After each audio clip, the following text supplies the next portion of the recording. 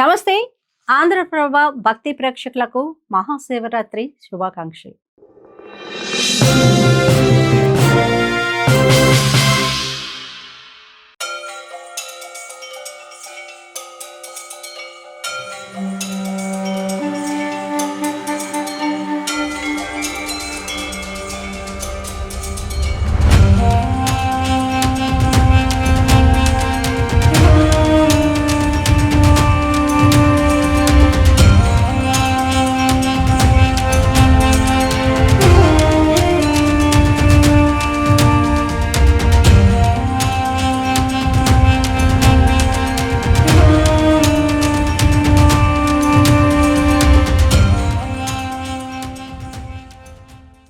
కోటప్ప కొండపై ఉన్న పరమశివుణ్ణి త్రికోటేశ్వరుడిగా భక్తులు పిలుచుకుంటారు.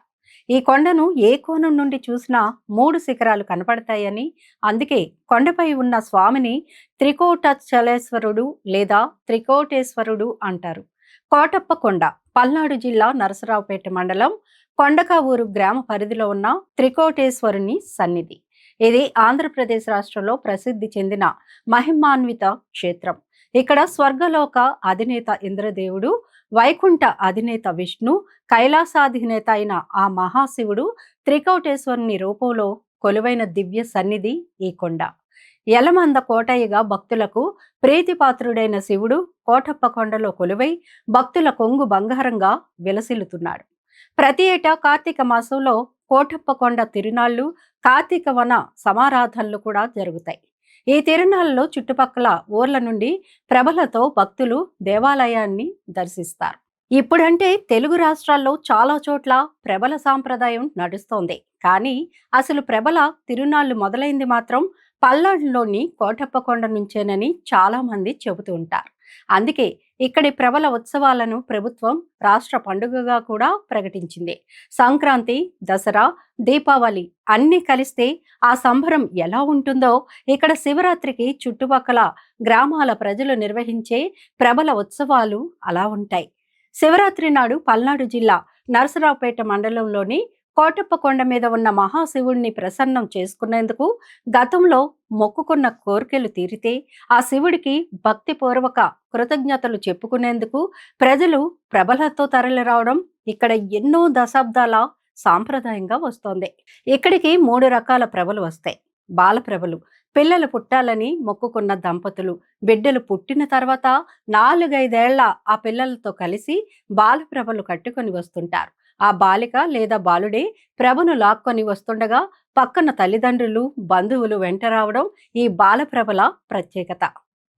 ఇక చిన్న ప్రభలు ఓళ్లల్లో 10 నుంచి 15 ఏళ్ల వయసు గల పిల్లలు కలిసి చిన్న చిన్న ప్రభలు కట్టుకొని ఉత్సాహంగా తల్లిదండ్రులు, స్నేహితులు, బంధువులతో కలిసి రావడం ఈ ప్రభల విశేషం.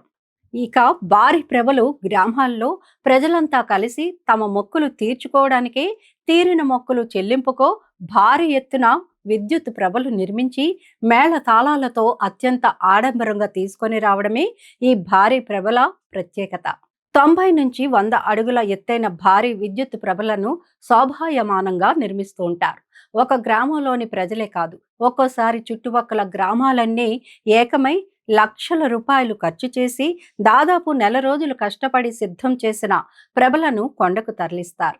ఒక్కో ప్రభ నిర్మాణానికి 25,000 రూపాయల నుంచి 35 లక్షల రూపాయలు కూడా ఖర్చు పెడుతుంటారని స్థానికులు చెబుతున్నారు. కోటప్ప కొండపై ఉన్న కోటయ్య స్వామి ఆలయానికి అభిముఖంగా కొండ కింద ఉన్న విశాలమైన భూముల వరకు వీటిని తీసుకొస్తారు. అక్కడ ప్రభలు కొలువు తీర్చి పూజలు చేసి అక్కడే రాత్రంతా జాగరణ చేస్తారు. అక్కడ సాంస్కృతిక కార్యక్రమాలు, భజనలు నిర్వహిస్తారు.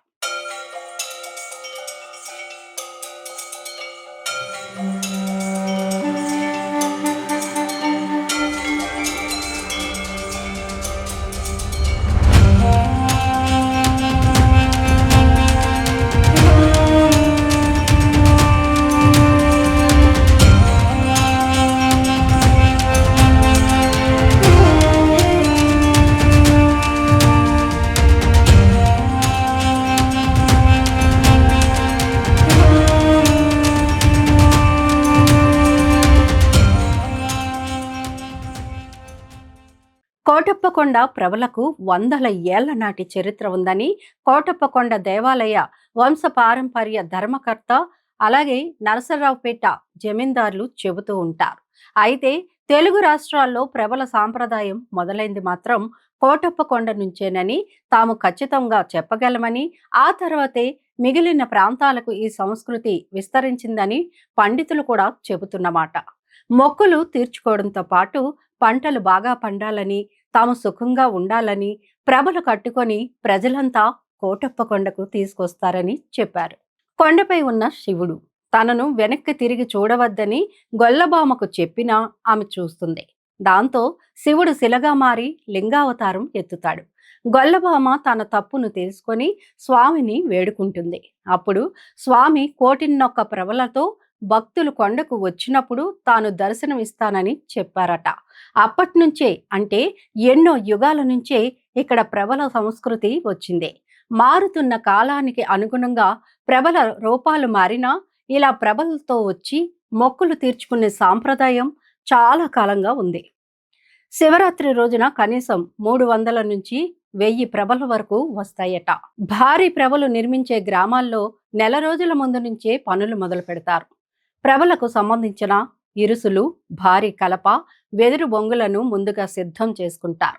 వీటిని బిగించిన అనంతరం ప్రభ ఎత్తు, బరువును బట్టి ఎడ్ల బండ్లపై లేదా ట్రాక్టర్లపై లేదా బాగా ఎత్తైన ప్రభలైతే లారీలు, భారీ వాహనాల మీదకి ఎక్కిస్తారు. బాగా ఎత్తున్న ప్రభలను క్రేన్ సాయంతో భారీ వాహనాలపై నిలబెడతారు. ఆ ప్రభకు వందలాది విద్యుత్ బల్బులను అమర్చుతారు. 80 నుంచి 90 అడుగుల ఎత్తు ఉండే ప్రభకు నిరంతరంగా విద్యుత్ దీపాలను వెలిగించేందుకు జనరేటర్ను కూడా అమర్చుతారు. ఇక ఈ ప్రభలు ఎక్కువగా నరసరావుపేట, చిలకలూరిపేట నియోజకవర్గాల మండలాల్లోని గ్రామాల నుంచి ప్రభలు వస్తూ ఉంటాయి. నరసరావుపేట మండలంలోని గురవాయపాలెం, యలమంద, నరసరావుపేట పట్టణం నుంచి మొక్కులు చెల్లించుకునేందుకు భక్తులు ప్రభలను నిర్మిస్తూ ఉంటారు. ఇక చిలకలూరిపేట మండలం పురుషోత్తమపట్నం, ఆమీన్ సాహెబ్ పాలెం, కమ్మవారిపాలెం, అవిసాయపాలెం, మద్దిరాల, ఎడవల్లి, కోమిటినేనివారిపాలెం, కేసానుపల్లి, కావూరు, గోవిందపురం, బొప్పూడి, అప్పాపురం గ్రామాల నుంచి ప్రభలు వెళ్లడం ఆనవాయితీగా వస్తోంది.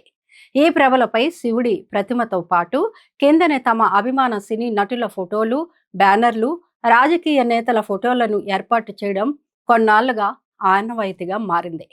ఇదిలా ఉండగా ఈ కోటప్పకొండని రీసెంట్గా AP deputy CM Pawan Kalyan కూడా సందర్శించడం మనం చూసాం.